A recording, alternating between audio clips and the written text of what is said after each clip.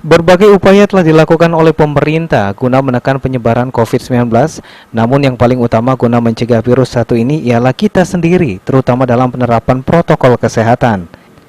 Disampaikan oleh juru bicara Satgas COVID-19 Letjen Doni Monardo yang juga Kepala BNPB, bahwa penerapan protokol kesehatan yang ketat harus dilakukan warga dalam mencegah penyebaran COVID-19, terutama dalam penggunaan masker. Selain itu juga menurut Jenderal Bintang 3 ini, kita sebagai warga harus selalu menjaga jarak yang selalu harus diatur. Ya, semuanya harus patuh kepada protokol kesehatan. Tidak boleh lepas masker. Kalau saat makan pun jaraknya harus berjauhan. Jangan semuanya ikut makan kalau lagi ada suatu kegiatan. Jika penerapan protokol kesehatan dilakukan dengan baik oleh warga, serta selalu menjaga jarak, Letjen Doni Monardo yakin tidak terjadi peningkatan jumlah pasien COVID-19 di Sumsel. Firman Hidayat, PAL TV.